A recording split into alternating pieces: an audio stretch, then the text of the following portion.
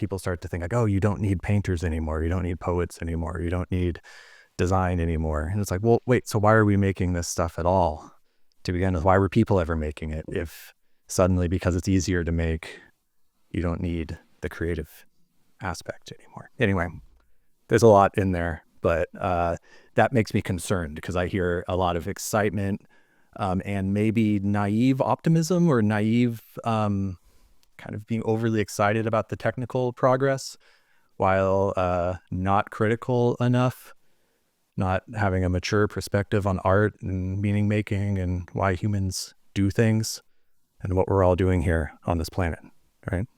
Yeah, you know Kurt Vonnegut he's one of my favorite American writers, and in one of the books, I don't remember which one, he writes that the only meaning of life is the creation of art. There is no other meaning in the postmodern world other than creation of art, because creation of art is the creation of meaning and purpose. I like it. I think it's maybe a little bit exaggerated, but it speaks to this fear among artists and among actually everybody, but especially artists.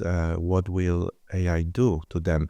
I slightly disagree with you in a sense that I really worry. I'm not like overhyped about this aspect. I'm actually worried about it. And what I mean by it is that yes, people will still create art as people are still playing chess, right? We have still chess competitions, even though there is no ever any chance that we will win with a computer. So computers will forever win chess games, right? Yeah. I think the same might happen with AI. It will be that we will be still creating paintings, movies, novels, but we will never be able to match the level, quality of the art created by AI. And if that happened in the near future, one day it might happen, but I think it will happen in the near future, like 10 years maximum. First of all, how do you ever make any money? Is it only a hobby from then on, right? And second, like, how do you find the meaning in life if creation is no longer appreciated? It will be like, knife art in paintings. Like there is this movement of knife art. There are people who are never educated in art, and they paint, and then we buy their paintings, and they will say like, "This is amazing, such a beautiful knife art painting," knowing very well, even in the name, that it's a naive version of the high art, right? So that I worry we will all become a naive art creators. Yes. Okay. So how do you make money, and is it all going to be hobby? And maybe you won't make money, and yes, maybe it'll all be a hobby. So that's one starting point, and that I'm kind of okay with. But the thing that I'm concerned about is this knife art. Knife art, as in like an artist would like kill it, or they make it with knives. Sorry, my pronunciation is naive. Naive art. Got it. Yeah, that's okay. Sure. I love that. Okay, yeah. Maybe like I can imagine like an artist making something and slashing it. It's a knife art. It's garbage. But no, that's not what we're talking about. There's a metaphor that I've been kicking around in my head, or maybe a framing of thinking about like what the point of all this is now that AI can maybe outperform real musicians or artists or poets, which I don't think is necessarily true, because what does that mean to outperform? I think that question is part of the problem, the idea that there is some sort of notion of progress with regard to these activities. But so anyway, the framing is based on my own personal experience. I was very into a local band in Santa Cruz called Slow Gherkin, by the way. And I used to go to their concerts. I used to feel really good about the fact that I was into them and they were local. I liked the idea that maybe the people at school didn't like them as much, so I felt special for liking them. I liked their energy as they performed. And there's all this stuff. And note how I don't think I mentioned their music yet, right? That they were making, right?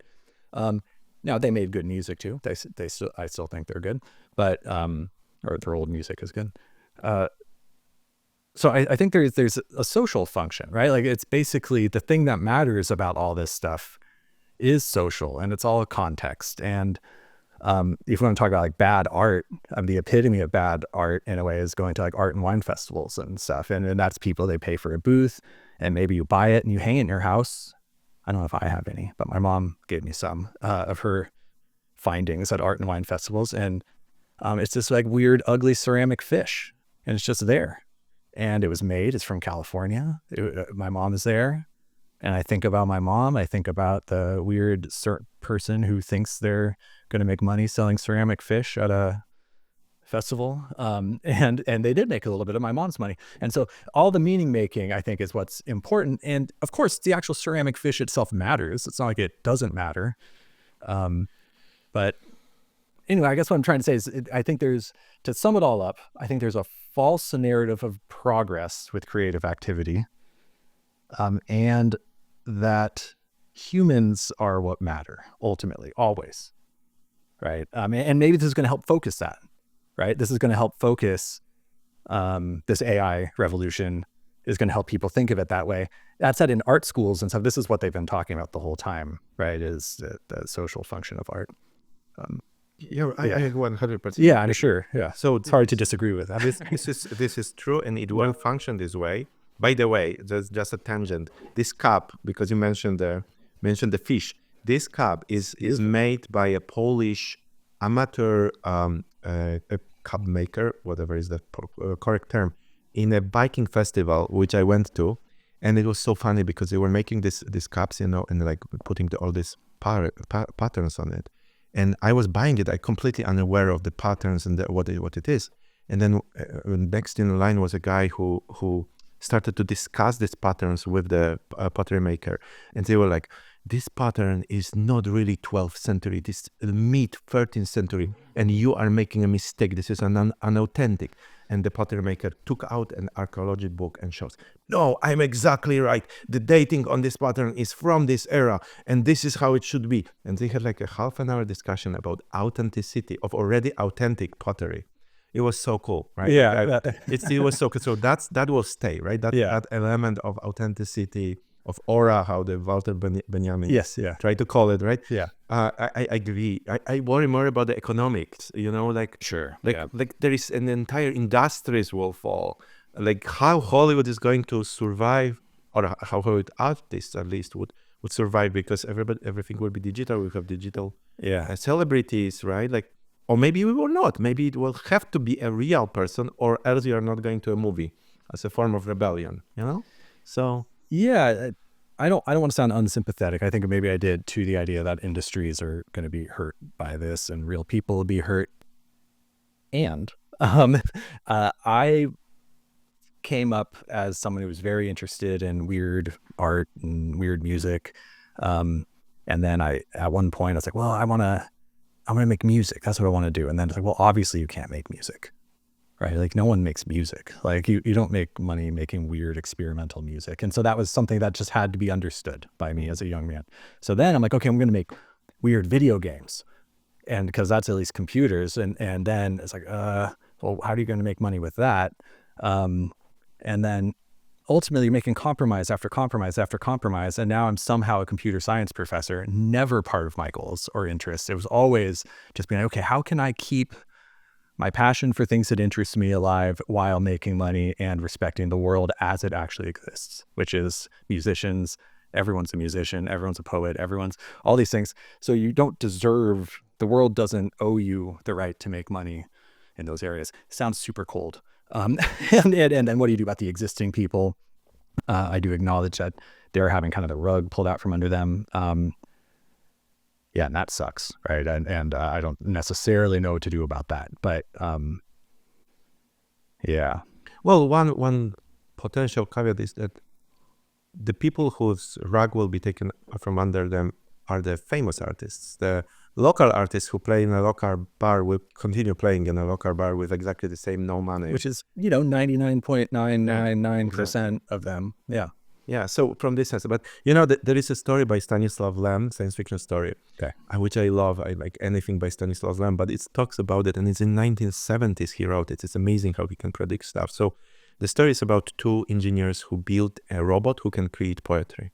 And initially, so it's basically they built the GTP, ChatGTP, and the initial reaction of the world is that the poets laugh at this robot because they are better, right? So they go and they have a robot versus human competition on poetry, and poets are better. But over time, very quickly, the robot becomes better and better and better. So first, the poets try to destroy it, okay? Then they actually submit to the art because they are the lovers of poetry, and they cannot stand that the robot is better, but they also cannot stand the fact that the poetry is so amazing, and they would destroy it by destroying the robot, right? So so the AI takes over the art of creation of poetry forever. And this is 1970s when he wrote it. It's kind of so I think, and then many of these poets commit suicide. It's a story. He always writes in a sarcastic way, so he's making fun of them. It's not sad, even though they're committing suicide, but it's like in a joking way. But I think we're facing it at least to a degree, because there's some element of human dignity and pride in creating the best, right? The best, the most amazing. So all this social context, I agree, but you want to be like the best, the most popular. So this is a drive, right? Yeah, but then I think it's not easy, but we get to shape what best means. So, I mean, obviously there's the painting parallels, right? We get like the hyper realism. Eventually things look more real and interesting than reality. And then we had to do something, right? Like art had to do something to evolve. In music, the history of jazz, eventually you are, let's say, jazz goes from like written orchestral music, a little more free, a little more improvisational. Eventually you have free jazz, which in certain areas, it's like, this is the best. This is the best stuff going on, right? Music that's like falling apart. Again, on jazz, right? Like Mingus's whole thing is that's about falling apart, like about to completely fall apart, but it doesn't fall apart. The only reason why that's interesting is because we have an idea of what we were expecting was perfect. And so I guess it's like this imperfection thing, and playing with all that is always going to be something. And you want to be like, oh, that person's a genius. Like that's what you want to be able to do. And I personally don't have that feeling about LLMs, right? I'm not like, or various statistically based generative AI. So you think that the people and the context will decide the value of art more than some kind of objective hierarchy, and you don't think there is an objective hierarchy, yeah?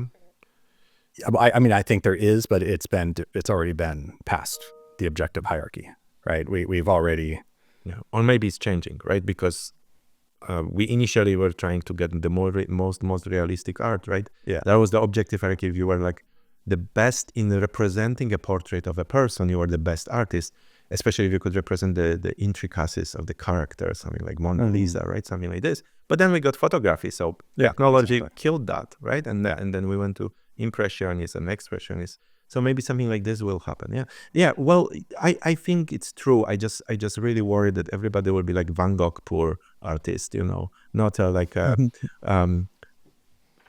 Do I worry that Taylor Swift would have less money? Let me think. I'm not sure. Yeah, but people like talking about Taylor Swift, right? That's like part of it. No, people want to talk about Taylor Swift, the artist, right? Not because of the music. I mean, the music matters, but like it's the whole phenomenon, right? Like Taylor Swift is the Michael Jackson of the early 90s, right? Like everyone, it's like something we can all connect to. And that is the meaning of that music, is that it is an icon we can all share. And it all comes down to, here's the other thing, like art is about communication. And if you have something that can't communicate or isn't communicating anything, it's not interesting, which kind of gets to some other big questions about AI. But like that struggle to communicate, and I don't mean like communicating like something very tangible or like a sentence, like but that's what's interesting in a lot of ways, is that someone's trying to do something and you're trying to understand it. You probably have completely different ideas, right? I don't think that transfer obviously happens from creator to audience member, but I think that struggle is like the pleasure and the interest of art and the value in a lot of ways. Now an AI could, as a particular artwork, I could very much imagine an AI that's trying to do that, right?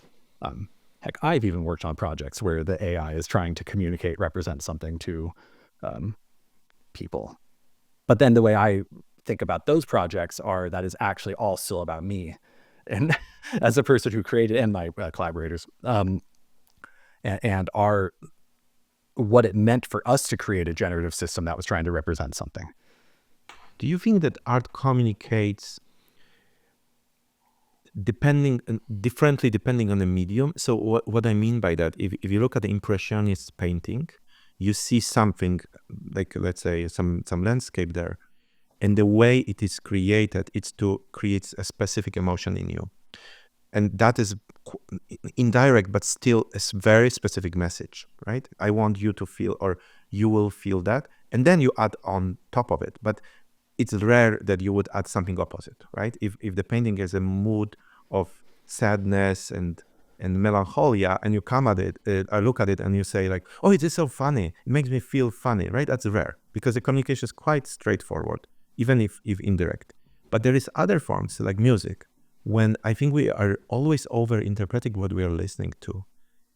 Like when I listen to music, it much more depends on my mood and my context, what it means, than on the intention of a person. So I might listen to a song, especially in classical music, right, which is supposed to be, but it's like Mahler, Fifth Symphony based on gypsies, traditional wedding. I don't have this context. Yeah. So I'm listening to it and I think like, oh, it's a cool tune. Yeah. I like it. I don't read the message, which was supposedly put there. Yeah. So it's okay. So we absolutely do different mediums communicate differently. And I don't even necessarily mean about like message transference, like the idea that a creator has a specific thing in mind and is received by someone else. That's not how that works at all. You can hope for enough shared context between the creator and the audience where you might be sharing something. I think that basically the reception of art is very culturally and socially determined. I think it's also really important for artists to be thinking about that when they create things, if they have a hope, if they do want to communicate something. But anything that can be communicated, like a specific thing that can be communicated, is probably not worth communicating via art, right? Like that's a big lesson of my very esoteric career of kind of art games that try to represent little ideas through little metaphors. Basically, there's a great essay by someone called Fuck Video Games, where they basically said that they were trying to make a game representing how they felt when they broke up with their girlfriend or something. And they were struggling. And then they realized, all I'm communicating is this made me sad, which, like, who cares? Right. And so there's basically a rejection of this whole idea that games should represent messages through, which, by the way, I don't even know if it's worth talking about anymore, but that about over 10, 15 years ago, were you around that, that sphere? In certain areas of independent games and academia, that was an idea. And it still is there. It's not that games can't represent things specifically, but it looks like every art form goes through this period, right? Probably. Yeah. It first it copies the previous art form, then it tries to create their own message, and then they deconstruct it and destroy it, right? Like abstract expression is destroyed. The realism was like, let's create a new art form. Then impressionism, let's say, it's like experiment with it and then destroy it by abstract expressions, when you're putting your unconscious thoughts without any conscious message. It's kind of like the medium is a message, McLuhan idea. But I think there is space for both. So I am not, I do not submit to any interpretation or ideology which is currently popular. I'm totally fine looking at the realist paintings, impressionist and abstract art, as long as I like it for some reason. But I'm, you seem to be more like, the past is rejected, we should now not create the message, that doesn't matter. No, that's not it at all. No, I am major egoist, like obsessed with my own I think the creator matters very much. I don't think objectively they matter. What I'm saying is, I don't think materially there's any way that my intent is actually going to manifest unless it happens to, right? In the participant, which they need to arrive at on their own. So I'm not against that. I think a lot of my research is all about trying to explore how creators can better understand using games to represent interesting ideas. But you did say that the message is almost not worth talking about. It's not worth passing to if it's a direct message, right? You think if it's a direct message, but it's rare that it is a direct message, right? Like a film, for instance, you might have themes you're interested in making, but there's all sorts of stuff. You have your music, you have the way that the people look, the way that we relate to a certain like smirk someone makes, and all of that is not part of your little message of the theme, right? It's a different thing, which is hard to articulate, right? Mm-hmm. Yeah, but it's still indirect message, right? Like, for example, when people do activist documentaries, they are specifically trying to say something, right? They are not only trying to say it clearly, but they are trying to convince you that they are right. Yeah, so maybe that's not art then. Maybe it's no other art. Maybe that's questionable, and also questionable like morally, right? You have something you're trying to communicate, and you're trying to sweep in people's emotions to trick them to get over why they don't already think the thing you're trying to tell them, or maybe just to reinforce it, to be more generous to them. It's like, oh, I've now convinced you that this issue is important, and all this music and the way I selectively chose some stories and not others now makes you feel very firmly grounded. When you go to museum and you see an artist statement, do you read it or you ignore it? This is artist statement. Yeah. It depends. I'll read it. Yeah.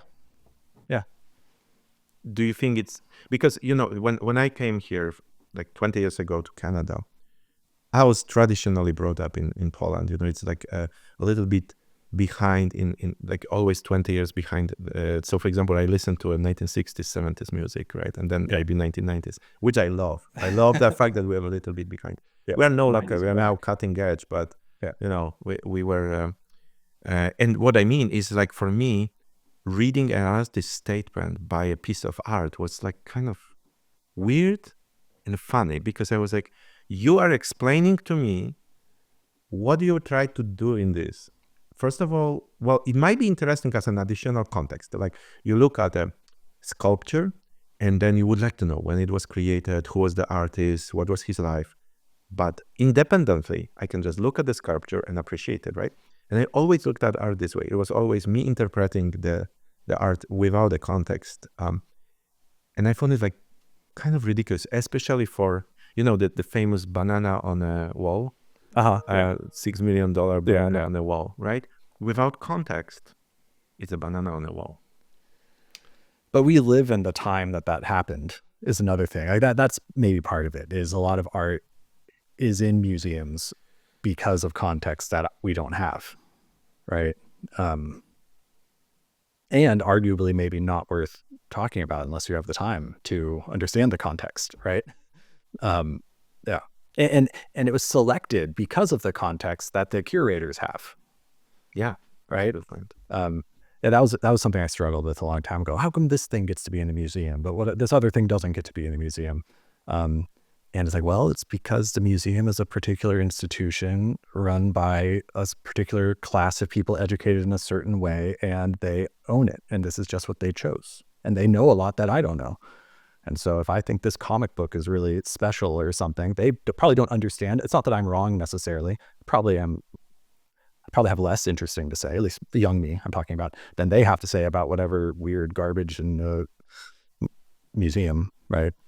And by garbage, I mean literally like some like art garbage put there for you to reflect on.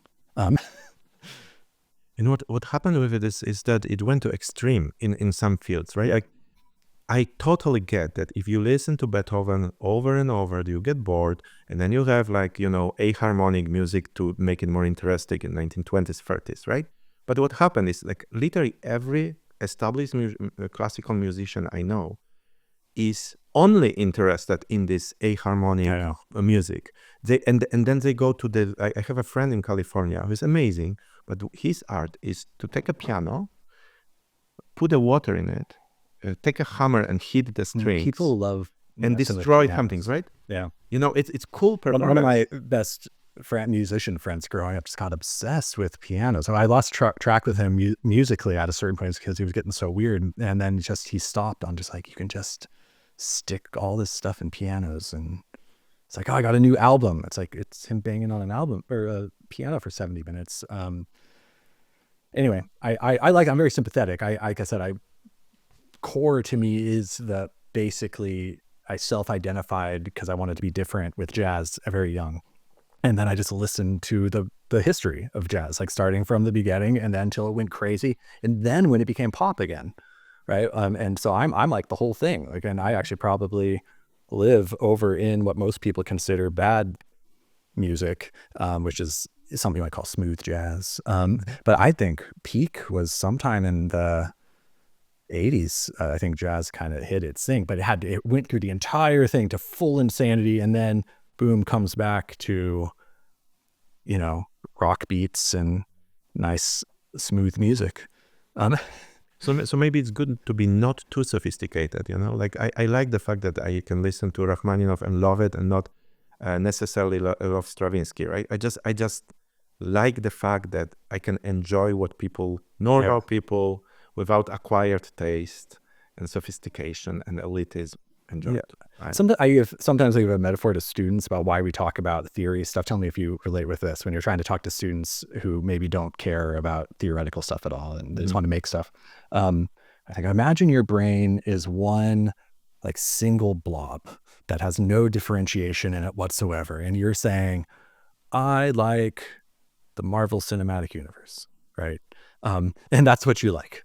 And I want to make things like that.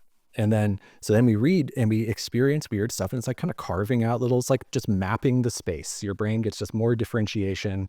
It's not that you need to hang out with the weird art films that make you feel terrible and think that that's the only good music or good film there are. It's not that you can't like Marvel.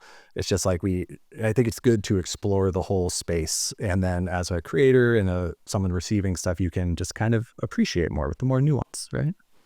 Yes, that's true. You're stuck in the Marvel universe, and I feel very sorry for you. Sorry, all the Marvel. I just lost half of the audience.